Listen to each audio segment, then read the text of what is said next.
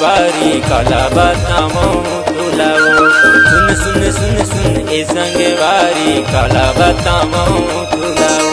जाना ही मोला कामरधा बाजार, जाना ही मोला कामरधा बाजार, यो कहाँ जाना ही तुला। डहर चलत ले कोठिया ले फिर नहीं पावे मोला रे।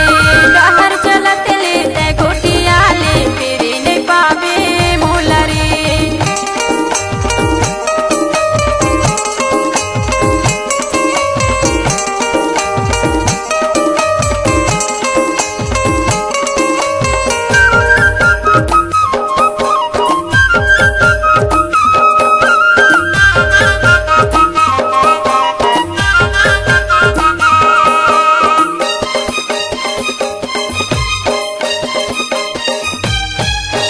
गरीब किसाने के बेटा यो बही खेती खारेला कमाथम वो।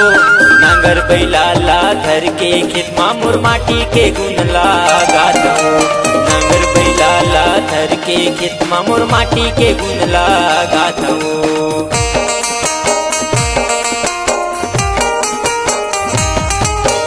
गरीब किसाने के बेटा यो बही खेती खारेला कमाथम वो। नांगर बैला ला धर के खेत मामुर माटी के गुन लगाथम वो।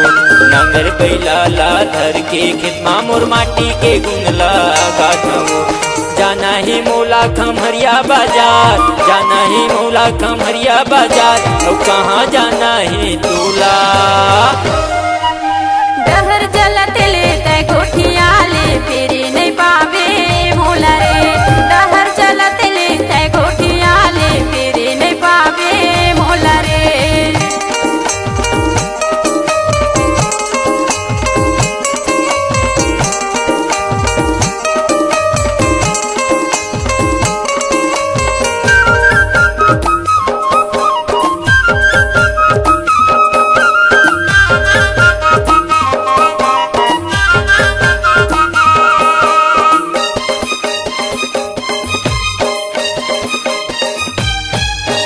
खाती गाड़ा घाटे गावे है बही राम अवतारे है नामी वो। थाना खमरिया जिला पे में तरता हूँ बता तो नामे वो। थाना खमरिया जिला पे में तरता हूँ बता तो नामे वो।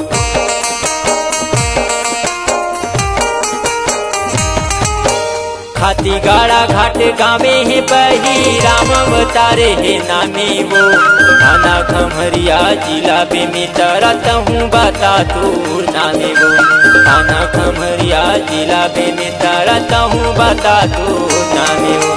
जाना ही मोला पे में तारा बाजार, जाना ही मोला पे में तारा बाजार, तो कहाँ जाना ही तुला।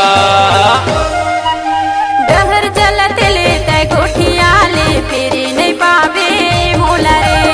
डहर चलत ले कोठिया ले फिर नहीं पावे मोला रे।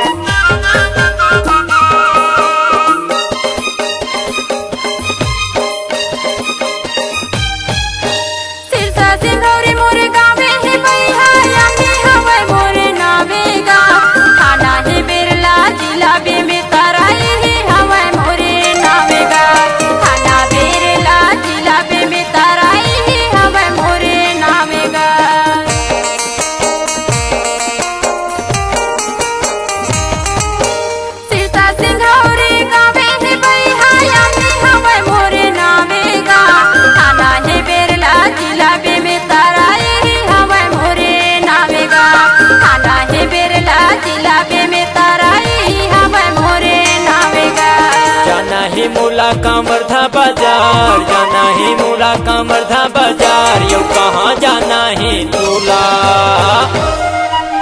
डहर चलत ले कोठिया ले फिर नहीं पावे मोला रे। डहर चलत ले कोठिया ले फिर नहीं पावे मोला रे। सुन सुन सुन सुन संगे बारी काला बतामऊ तुलाओ फेरे नहीं पावे मोला रे काला बतामऊ तुलाओ फेरे नहीं पावे मोला रे। आइए आइए अपनी मधुर आवाज को संगीत की दुनिया में एक नई पहचान बनाने और अपना मुकाम हासिल करने हरिओम स्टूडियो कवर्धा, जहां गूंजते हैं स्वरों का आगाज ऑडियो वीडियो और डिजिटल रिकॉर्डिंग के साथ। हमारा पता है भारत माता हॉस्पिटल के बाजू आदर्श नगर। Mobile number 7389765421।